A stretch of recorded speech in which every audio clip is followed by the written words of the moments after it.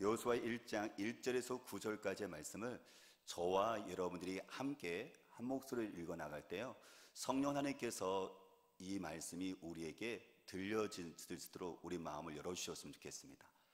우리 여호수아 1장 1절부터 9절까지 천천히 하늘 말씀을 생각하면서 같이 읽습니다. 여호와의 종 모세가 죽은 후에 여호와께서 모세의 수종자 눈의 아들 여호수아에게 말씀하여 이르시되, 내 종 모세가 죽었으니 이제 너는 이 모든 백성과 더불어 일어나 이 요단을 건너 내가 그들 곧 이스라엘 자손에게 주는 그 땅으로 가라.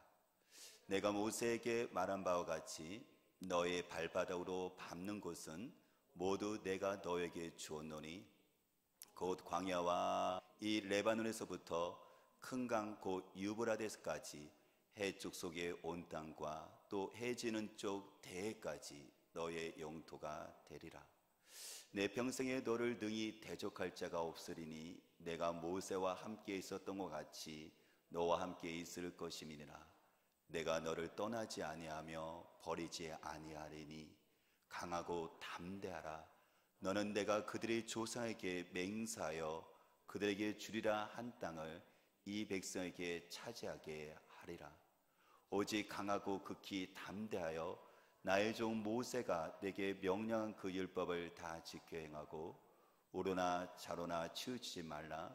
그리하면 어디로 가든지 형통하리니 이 율법책을 내 입에서 떠나지 말게 하며 주야로 그것을 묵상하여 그 안에 기록된 대로 다 지켜 행하라. 그리하면 내 길이 평탄하게 될 것이며 내가 형통하리라. 내가 내게 명령한 것이 아니냐. 강하고 담대하라. 두려워하지 말며 놀라지 말라. 네가 어디로 가든지 내 하나님 여호와가 너와 함께 하느니라 하시니라. 아멘. 사진 한 장을 보여주시겠어요? 네.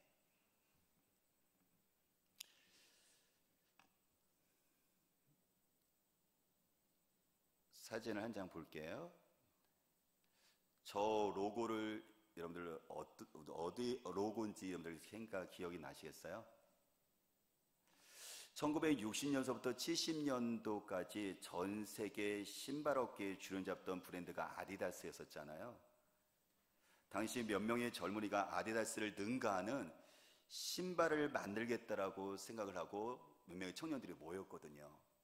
근데 모두 말렸어요. 어떻게 아디다스보다 더 뛰어난 신발을 만들 수 있겠느냐. 왜냐하면 그들에게 있어서는 자원이 그리고 물질이 상당히 부족했었고 뿐만 아니라 의욕만 앞섰지 청년이 무엇을 할 수 있겠어요. 그러다가 한 청년이 일단 한번 해보자 라고 친구들을 격려를 했습니다. 그게 영어로 just do it이에요. 이 말이 회사의 슬로건이 되어졌는데요, 우리가 모두가 알고 있는 나이키가 탄생한 배경이에요. 스포츠 선수들보다 모든 아이들이 많이 신는 신발이 나이키잖아요, 그렇죠? 거기에 보면 로고가 있고 여러분들 just do it이라고 했는데 일단 한번 해보자. 그 청년들이 새로운 브랜드를 만들게 되었었던 그 배경이, 그 스토리가 거의 운동화에 들어가 있는 거예요. 일단 한번 해보자. 사람들은 안 된다고 하는데 자원도 부족했고 젊은이가 무엇을 할 수 있겠냐고 사람들은 말렸는데 그 중에 한 청년이 아니야, 일단 한번 해보자 라는 속에서 그들은 도전을 했거든요.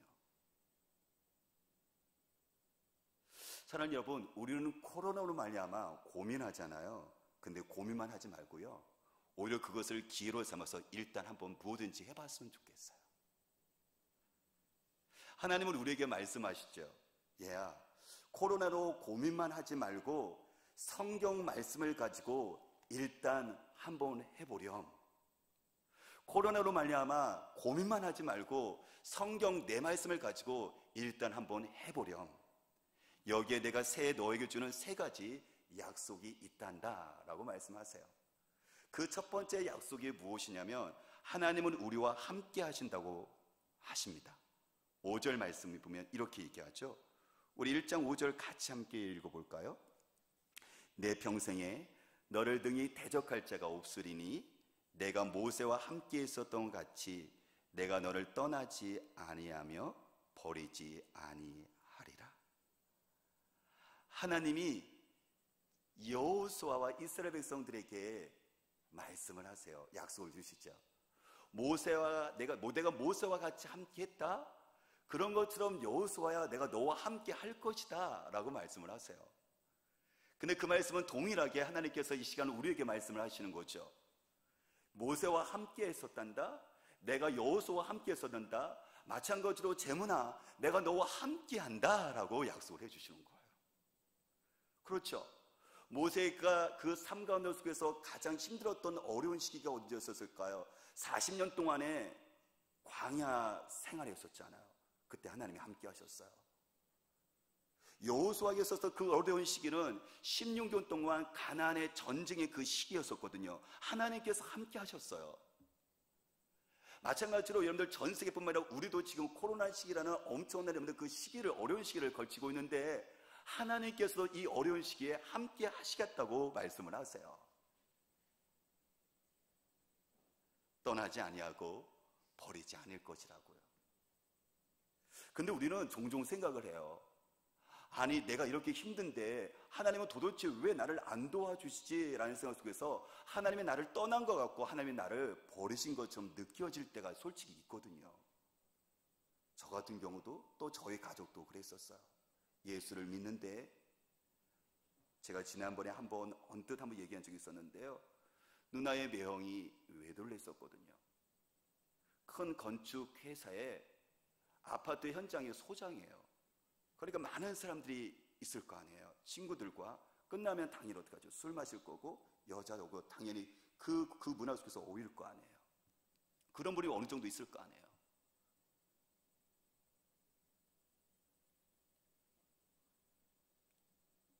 누나의 그 집안 가운데 집 가운데 속에서 하나님이 떠나신 것처럼 느껴졌죠.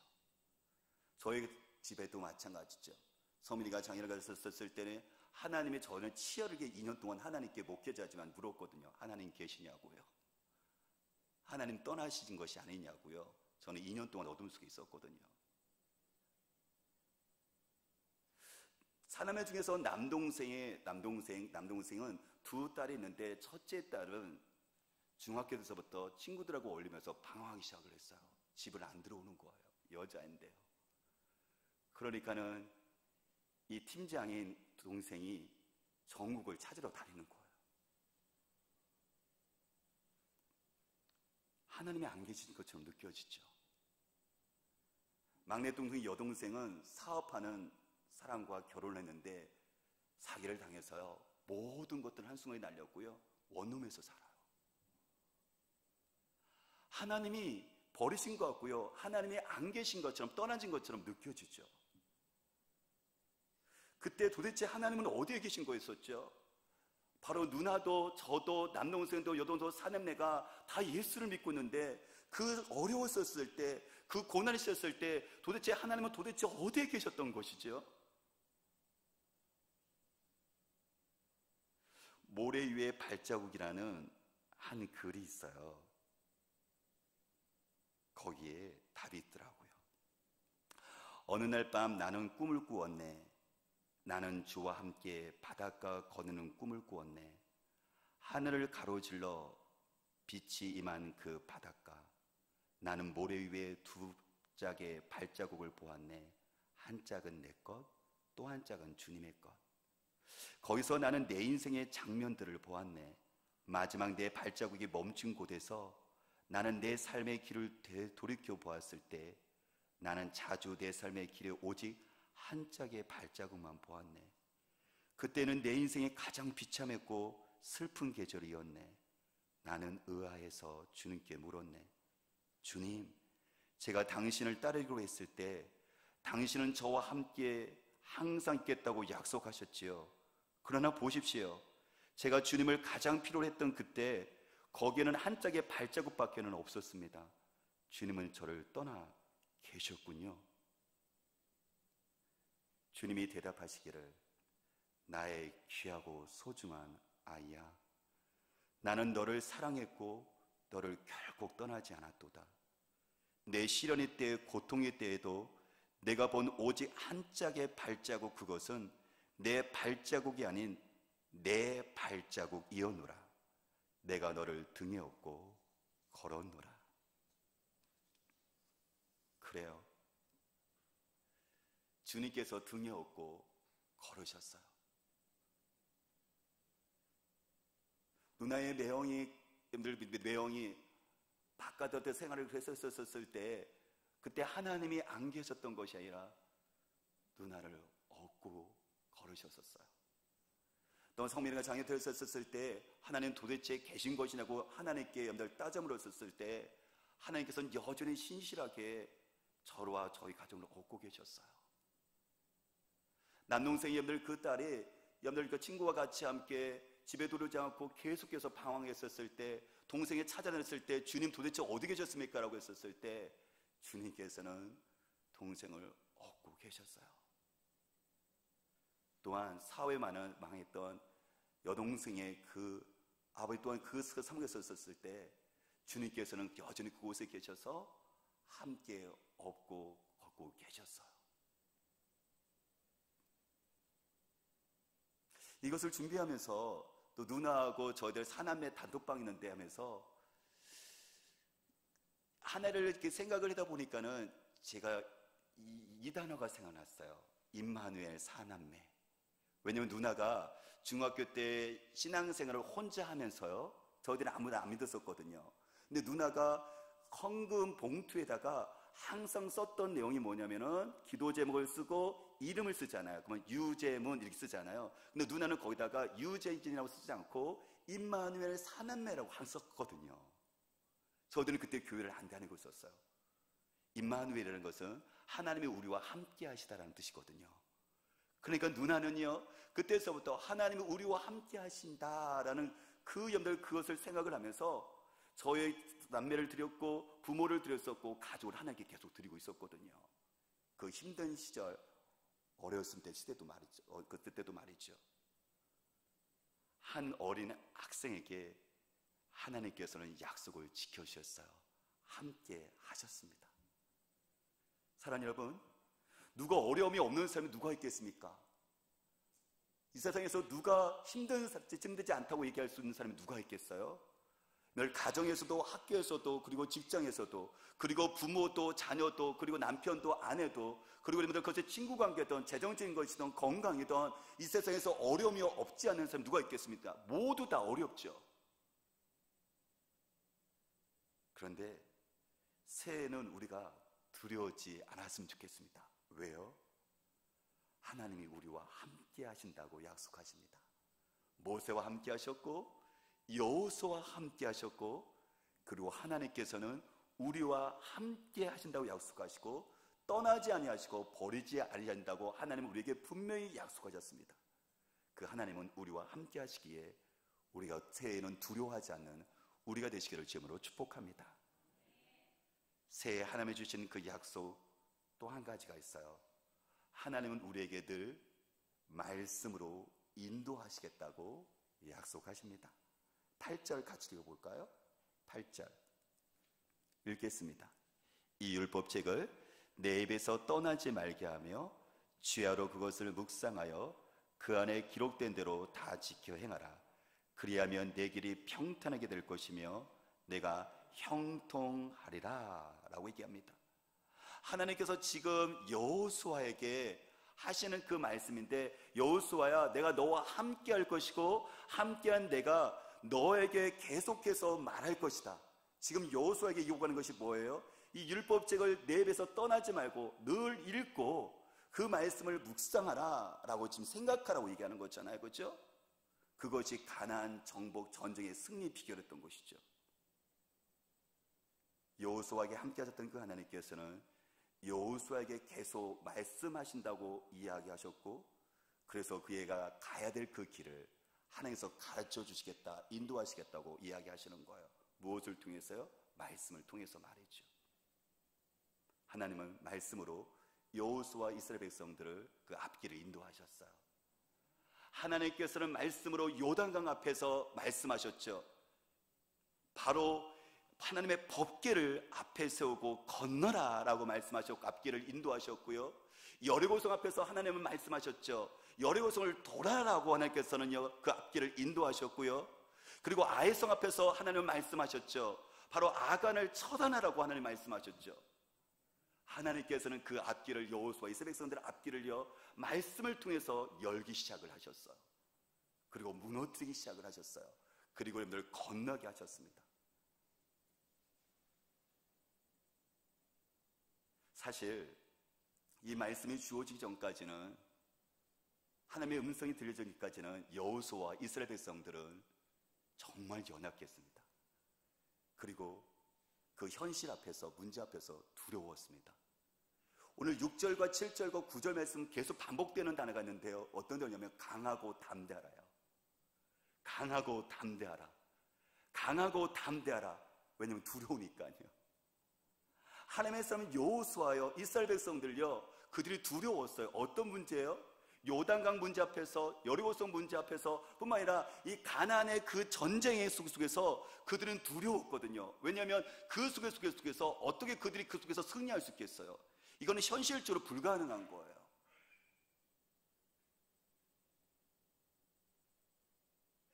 그들이 불안했었을 때 그들이 담대할 수 있었던 이유가, 그들이 강했던 이유가, 두려움을 이겼었던 이유가 자신이 있었던 것이 아니라 바로 하나님의 음성이 들렸을 때 그들은 강하고 담대할 수가 있었다는 것입니다.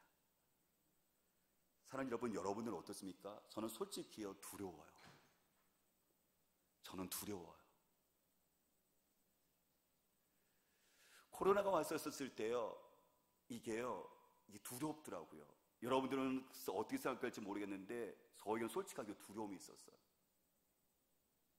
한 번은 연락이 온 거예요. 어떤 연락이 왔었느냐면은, 저하고, 그러니까 제가 서울에 있는 분하고 접촉한 적이 있었는데 그 지인이 코로나에 확진자가 걸리신 거예요. 그러니까 저에게 연락 온 게 뭐냐면, 빨리 가서 이것에 대해서 검사를 해보라는 거죠. 여러분, 제가 얼마나 두려웠겠습니까? 그래갖고요, 병원에 가갖고요, 제가 이렇게 그 검사를 받았거든요. 근데 그러기 위해서는 하루를 기다려야 되는 거예요. 하루를 기다리는데요, 정말 두렵더라고요. 저 자신이 여러분들 코로나에 어떤 그런 걸리는 것도 두렵지만은, 가족이 있죠, 성도들 있죠, 제가 만나는 수많은 사람들 있잖아요. 그러니까 그거에 대한 생각을 하니까요, 이게요, 걱정이 되시더라고요.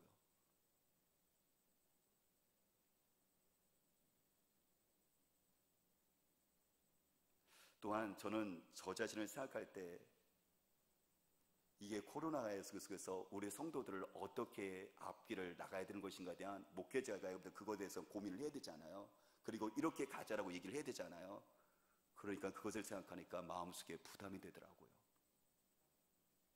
장애를 가진 부모들이 그런 마음이겠지만, 성민의 또 앞길을 생각하면요, 제가 캄캄하고요, 앞길이 안 보이더라고요. 두렵더라고요.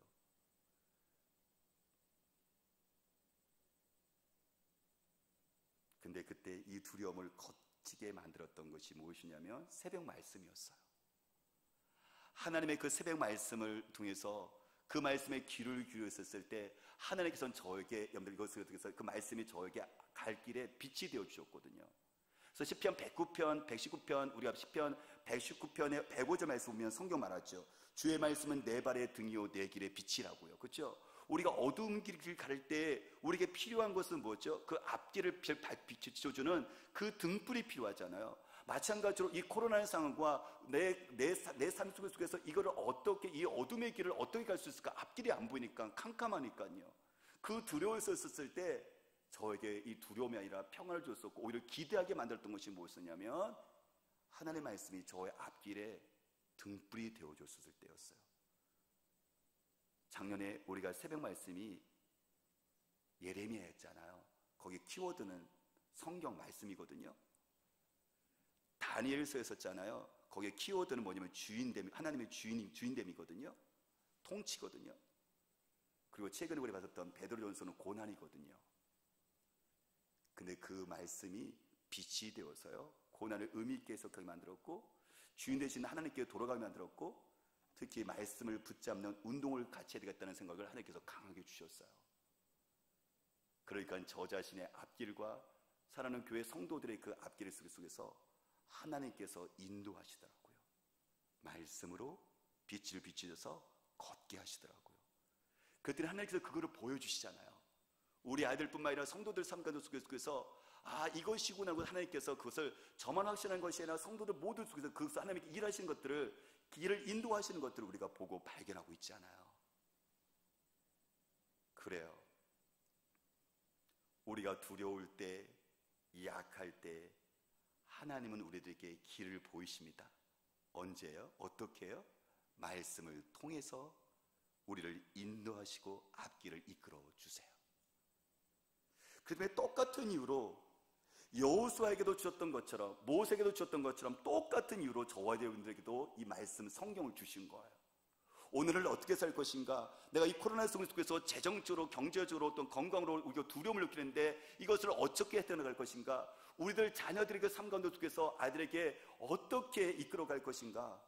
그리고 뿐만 아니라 내가 재정적으로 또한 건강으로 많은 위기가 있었을 때, 염려가 있었을 때 이것을 도대체 어떻게 풀어야 될 것인가에 대한 것이, 그것은 하나님께서 말씀으로 여호수아를 인도하시겠다고 약속했던 것처럼 새해 하나님께서 우리에게 말씀하십니다. 내가 여호수아에게 말씀으로 이끌었던 것처럼 내가 너에게 새해에 두려워하지 말고 강하고 담대하라. 왜요? 하나님께서 말씀으로 여전히 계속 말씀하실 것이고 우리를 인도하실 것이니까요. 그렇기 때문에 두려움이 있지만 이것 속에서 우리가 더 기대할 수가 있었던 이유가 뭐냐면 하나님께서 우리에게 말씀으로 이끌으시고 비춰주실 것이기 때문에 그렇습니다. 이 하나님을 기대할 수 있는 우리가 되시기를 주님으로 축복합니다. 마지막 세 번째, 새해 하나님께서 주시는 그 약속은 뭐냐면, 첫 번째는 하나님이 함께 하신다 했던 것이었고요, 두 번째는 우리에게 말씀을 통해서 앞길을 보여준다 말씀하셨고요, 세 번째, 그러면 하나님의 말씀을 따르면 하나님께서 길을 만드신다고 말씀을 하세요. 그것이 8절 하반절에 나오는데 8절 다시 한번 읽어볼까요? 이 율법책을 내 입에서 떠나지 말게 하며 주야로 그것을 묵상하여 그 안에 기록된 대로 다 지켜 행하라. 그리하면 내 길이 평탄하게 될 것이며 내가 형통하리라. 하나님께서 길을 만드시죠. 어떻게 해요? 하나님께서 우리에게 말씀하셨을 때 그것을 가지고 따라가는 사람에게는 우리들에게 하나님께서 평탄의 그 길로 하나님께서 그 길을 여시는 것들을 보게 되어집니다. 그렇죠. 여호수아가 하나님 말씀대로 주셨던 그 말씀대로 따라가니까 요단강이 갈라졌고, 하나님 주신 말씀대로 따라갔었을 때, 돌아섰을 때 여리고성 무너졌고, 하나님 말씀대로 아간을 처단했었을 때 아이성이 다시 한번 정복할 수가 있었고, 하나님 말씀대로 그들이 거쳐 들어갔었을 때 가나안 전쟁 속에서 10년 전쟁 속에서 그들은 승리할 수가 있었어요. 그러니까 그 전쟁의 승리는 결국 무엇이냐면 철저하게 말씀을 따라갔던 사람에게 주어진 하나님의 결과였었던 것이거든요. 중국 삼국지를 우리가 재미있게 우리가 보기도 하고 읽기도 하는데요, 삼국지에 보면은 제갈공명이 나오죠. 참 지혜로운 사람이잖아요. 근데 이 제갈공명이 종종 가다가요 적군과 싸우러 나가는 병사들에게 뭘 주냐면 편지를 줘요. 그래서 어떤 위기상에 있을 때, 힘든 상황에 있을 때는 이 편지를 보십시오라고 편지를 주는데요, 그러면 정말 이렇게 전쟁 속에서 어려운 상황에 부딪혔을 때 이걸 어떻게 극복해야 되지라고 고민했었을 때, 우리 책사인 제갈공명이 우리에게 편지를 줬지 하고 편지를 펼쳐 봅니다. 근데 신기하게도요 거기에 그 해결책이 있잖아요. 그래서 그 편지에 있는 그대로 따르면, 이행을 하게 되어지면 전쟁에서 승리를 하는 것들을 우리는 수없이 실제적으로 여러분들 그 역사 속에서 보잖아요. 마찬가지예요. 여호수아에게 하나님께서 말씀하셨을 때 그 말씀대로 이행했었을 때 하나님께서는 그 정리에 승리하게 만드셨던 거였었죠. 하물며 그렇다면 우주를 창조하신 하나님, 그리고 모든 것들을 하나님의 손에 쥐고 계신 하나님, 모든 것을 아실 뿐만 아니라 모든 것을 하실 수 있는 그 하나님께서 우리에게 말씀하신다면, 그 말씀을 우리가 그대로 따라간다면, 이행한다면 우리의 삶을 하나님께서 그 길을 여시고 만드시지 않겠습니까? 심지어 한 사람의 제거공명의 그 염들 그 지혜와 말도 따랐을 때 전쟁에서 이기는 길이 열리게 되었다면, 하물며 모든 것들을 하시는 그 하나님께서 말씀하시는 것, 그 하나님의 말씀대로 따라간다면 길이 왜 안 만들어지겠습니까?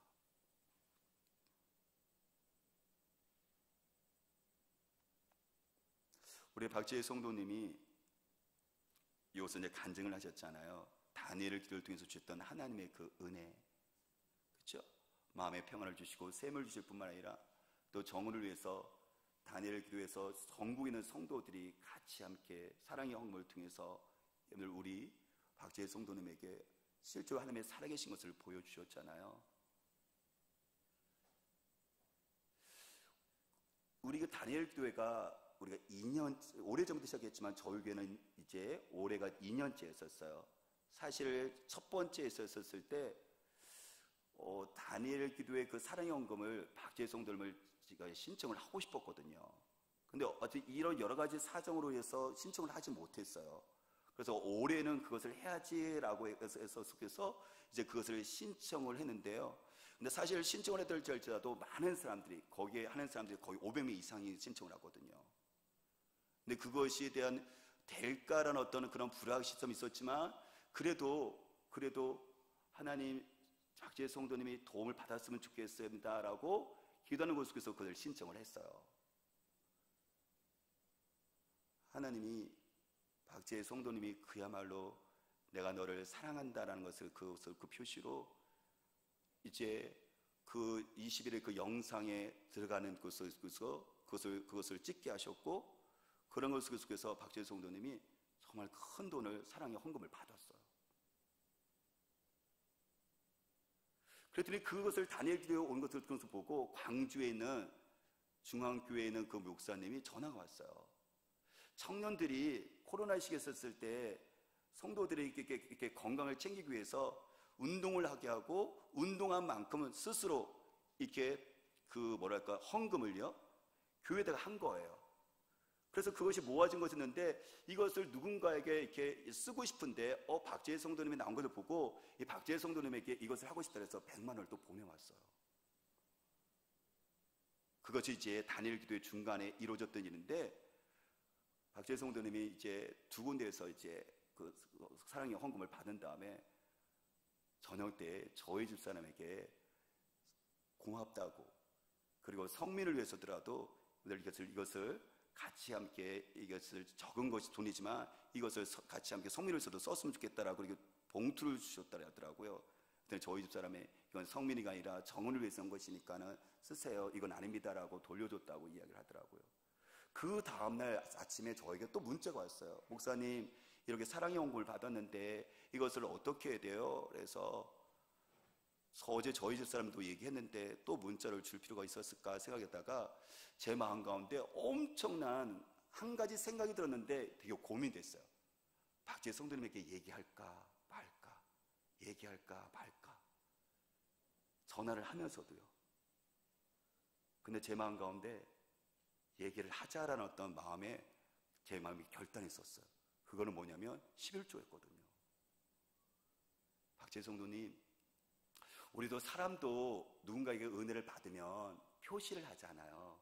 그냥 말로만 하는 게 아니라 실질적으로 내가 그것을 뭐에 대해서 이렇게 행동으로 아니면 음식으로 어떤 것으로든지 감사하다라고 우리가 표현을 하는 것이 사람의 살아가는 모습이잖아요. 그렇다면 이것 같은 경우는 이번에 때 우리가 사랑의 헌금을 전국에 있는 성도들이 줬던 그 돈도, 그리고 또 광주에 있는 그 주셨던 그 돈도, 이것도 하나님께서 주신 거잖아요. 하나님의 은혜인 거잖아요. 그러니까 저는 하나님께 감사하다라고 표현을 했으면 좋겠어요. 그리고 이것을 통해서 정말 하나님이 나에게 하나님에 대한 그 감사를 진실되게 한번 이렇게 해서 정말 결단해서 했으면 좋겠어라고 얘기를 했거든요. 상당히 부담되는 도전이었었죠. 근데 박지혜 성도님이 그 다음날 바로 이렇게 주일날 11조를 냈어요. 110만 원을 냈어요. 쉬운 부분은 아니었을 거라고 생각이 들어요. 왜냐하면 물론 X를 받았지만은 그래도 여러분들 10분의 1을 내는 것은 절대 쉬운 것은 아니었을 거라고 생각이 들어요. 근데 놀라운 것은 뭐냐면 그것이 주일날 드려졌는데 그 다음날 월요일 날요, 해남에서 함께하는 교회 조일영 목사님한테 전화가 온 거예요. 유재영 목사님, 다니엘을 통해서 박재희 성도님 그것을 봤는데 우리 교회가 시골 교회지만 그리고 다른 교회에서도 지원도 받아야 되는 교회지만 마음에 감동돼서 매달 5만 원씩 적지만 내가 이렇게 지원을 하고 싶어요. 후원을 하고 싶어요. 이 얘기가 들어왔었거든요. 저는 그게 더 감동됐어요. 왜냐하면 하나님께서 하나님의 말씀 그대로 따라가는 자에게 이거 따라가는 자에게 그것을 힘들지만 하나님의 말씀대로 결단하는 자에게 하나님께서 저는요 그 5만 원의 그 돈이 그 교회 목사님에게는 여러분에게 쉬운 돈은 아니거든요. 그런데 저는 저는 사인이라고 저는 생각이 들었어요. 뭐냐면은 딸아 잘했다. 네가 나에게 그렇게 사랑한다 그리고 감사해야 되는 그 표현을 네가 실질적으로 네가 행동을 해서 옮겨서 내가 너 고맙다. 내가 너의 삶을 이끌어줄게라는 것에 하나님이 그 목사님을 통해서 저는 그것이 도장을 찍어준 아니면 사인을 해준 저는 그 증명이라고 저는 생각이 들었거든요. 사랑하는 여러분, 저와 여러분의 삶 가운데 속에서 하나님의 그 말씀이 우리가 들려졌었을 때 우리에게 있어서 패스시키는 그 말이 아니라 하나님의 말씀이니까 그 말씀을 그대로 따라가 보면 어떨까요? 그 말씀을 따라갔었을 때 하나님께서 내 삶 가운데 속에서 그분이 일하신 것과 그리고 우리 가운데 속에서 어떻게 그분이 우리를 이끌어 가시는지를 우리가 실질적으로 경험을 했으면 좋겠습니다. 무디 목사님 너무 잘 알잖아요. 그분이 성경책에 성경 구절마다 특이하게 써있는 글자가 있었다고 합니다. 그것이 뭐냐면 TP, T하고 P, 이건 이니셜인데 이게 첫 단어거든요. TP는 뭐냐면은 그러니까 TP 너무 많이 써 있으니까는 사람들이 물어보는 거, 무디 목사님 왜 당신의 성경에는 TP라는 이 약자가 많이 써 있죠? 라고 궁금해서 물었더니 이렇게 대답을 했습니다. T는 try, T-R-Y, 실행했더니 P는 P-R-O-V, 증명되었다. 이게 try, proof예요. 시도했더니, 시행했더니, 할 말씀대로 따라갔더니 하나님 말씀대로 이루어졌다. 증명되어졌다. 여러분들 그것이 TP인 거예요. 오늘 무디 목사님은요 초등학교도 못 나오신 분이에요. 5학년 중퇴예요. 아주 작은 시골에서 태어난 사람이었었고 아버지가 4살 때 돌아간 사람이었어요. 그에게서 무슨 내일이 있겠습니까? 그에게서 무슨 일이 일어날 수 있겠습니까? 근데 그 일을 통해서 엄청난 일들이 일어났어요. 우리가 공부를 잘하는 것 그것을 통해서도 하나님께서는 일을 하시지만 안에 많이 배우지 못한다도 하나님을 사용을 하세요. 어떤 사람에게요? 하나님을 사랑하고 하나님의 말씀을 사랑하는 사람에게 하나님께서 놀라운 일을 행하신다는 것을 누구를 통해서 보여주시냐면 우리 믿음의 선배 무디 목사님을 통해서 그렇게 보여주신 거예요. 하나님은 우리에게 새해 우리에게 말씀하십니다. 일단 해보자고요. 말씀을 가지고 정말 하나님이 살아계신지 그분이 우리의 삶을 인도하시는지 그분 말씀대로 되는지 하나님께서는 일단 just do it, 일단 해보라고 말씀을 하십니다. 그냥 내 머리로 생각하는 것이 아니라 내 계산으로 모든 것을 재어버리는 것이 아니라 하나님의 말씀을 가지고 여호수아가 해봤던 것처럼 우리도 해보라고 이야기합니다.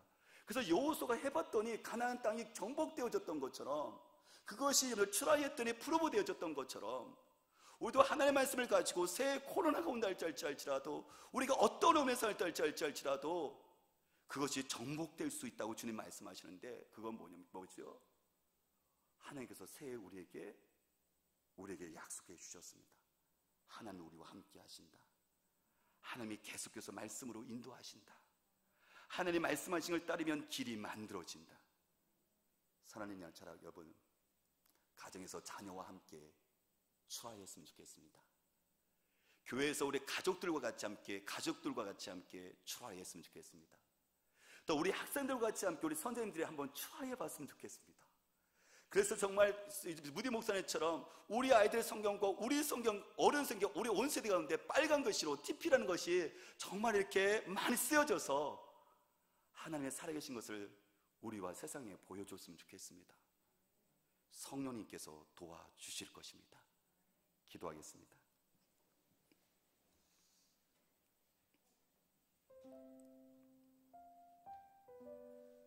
시간같이 함께 기도할 때